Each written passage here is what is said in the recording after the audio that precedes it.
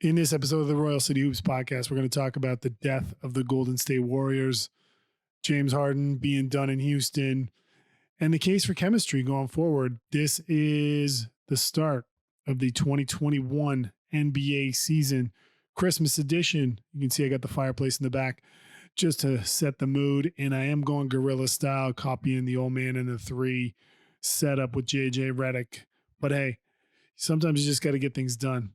Now, I had a chance Christmas, as always, to catch some games. With little kids, I don't always get to catch all of them. But one of the games that I caught the most of was Golden State and Milwaukee. And it really struck me, one, Milwaukee looks pretty good.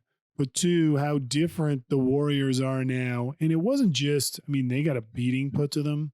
And it wasn't just that Draymond was out. It's not just that Clay is done for the season again. They just play different. It made me realize how unique their gameplay was when they were going to 5 straight finals and what was happening there. It was just so different. It's going to be a long season for them this year. I don't even know where they're going to finish. I'm not picking them for the playoffs.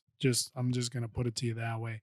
There's no way that they're going to be able to win that many games against that many good teams in the West, which is a total bloodbath. Maybe they make the play-in, but man, there's too many teams at the top there.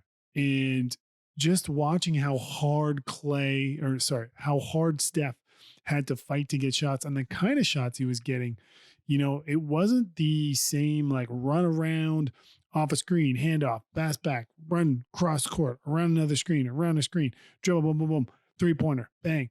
It wasn't that way. They were just a very typical NBA team, and that magic was gone. And sure, Draymond's out, and he is really the prototype now. Every team needs a big that really acts as your hub, and we'll talk about that in either later on or in another podcast. But they just didn't have the players. And it's not that they didn't have KD. It's just the way they played back then was so different than anything I could compare it to. And I think it had a lot to do with the impact of Andre Iguodala and Sean Livingston being secondary playmakers, guys who could handle the ball, who could let a play develop, who could make a play, who could drive, dish, who understood offense, understood how other guys got shots, and understood how to fit in. That just makes you understand how valuable chemistry is. And that when you have a scenario that's that unique as theirs was, you got to give it credit that they couldn't, nobody could recreate that, right? Nobody can play the way they played. It just is too much to ask. Sure, there's teams that move the ball and move players, but the Warriors did it different. Oh, my dog's here. Great. And it makes you value chemistry. The last mile of any marathon is always the longest. And chemistry is that one thing that you can't just draft or sign as a free agent. Let's use Daryl Morey as an example. They always wanted efficient shots, and the most efficient shots in basketball are free throws, threes, and layups. And they managed to create that. James Harden and the teams they had, they managed to be really good teams with really impressive records. But that last mile, getting there, chemistry is that last mile. And Daryl Morey's system just doesn't take into account, or at least the way they were doing it in Houston. Maybe they're going to do it different in Philly. But in Houston, they just didn't account for that. Let's get pieces, let's put them together, stick them together, and see what happens. Win a lot of games. It didn't work. You need chemistry. And now, let's look at, there's 2 great examples of that last year in both LA teams, right? We went into the bubble, and I was sure in my mind, I'm like, the Lakers are my favorite because LeBron James is instant chemistry. He instantly makes everyone around him better. He gets them in position. He knows how to make guys better, knows how to get them shots, knows how to get his own shots. And he had a plan. He amped it up on defense going into that season. And that's what they hung their hat on. And that chemistry, as the bubble grew, became longer and longer and deeper into the playoffs. That ability of his to raise other guys' plays, to be a leader came through.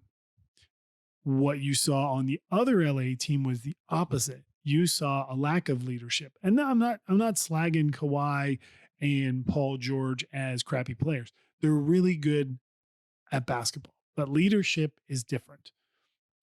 They did not have chemistry.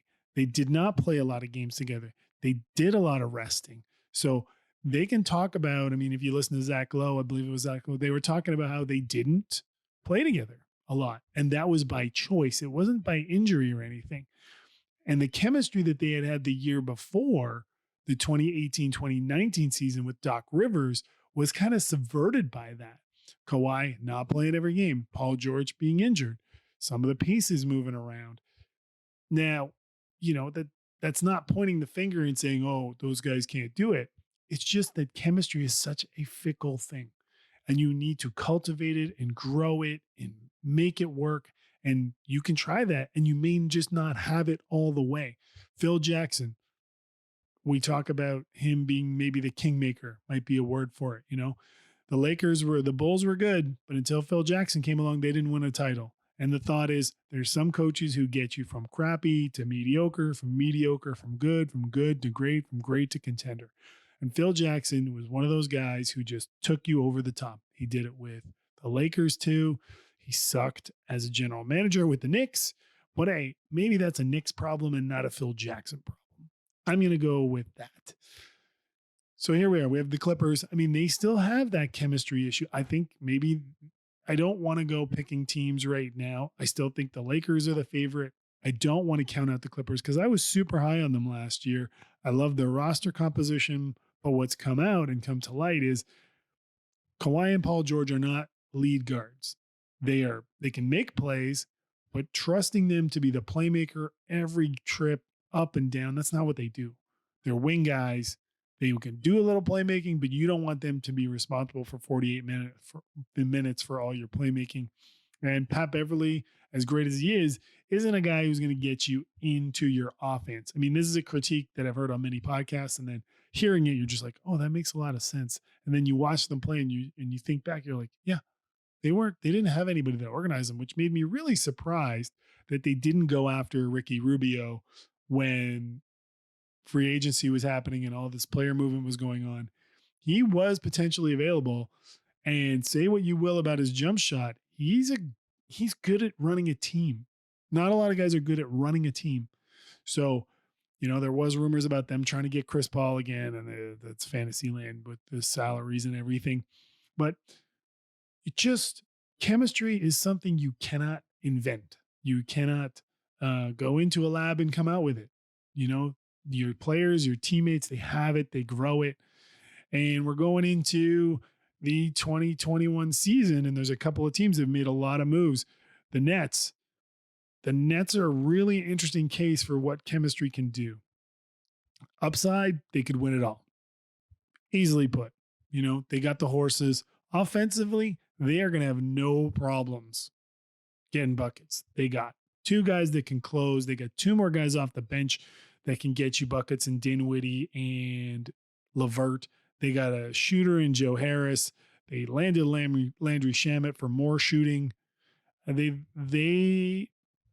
going to be good. And in the early going, they're going to roll over teams just by scoring a ton of points.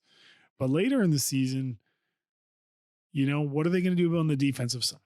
I think they're going to be okay defensively. Kyrie, maybe not great defensively, but the year they won in Cleveland, he definitely put more commitment into playing D. I'm not going to say he was good at defense, but he competed, and that's a big thing. KD is, I think they're going to run him at the 4 and definitely showed shot blocking chops in Golden State, and he can certainly do that here. He is not going to be a liability defensively by any means, but who's going to guard the other big scorers on the other team? They did get Bruce Brown from the Celtics. Sure, he's got to get on the court.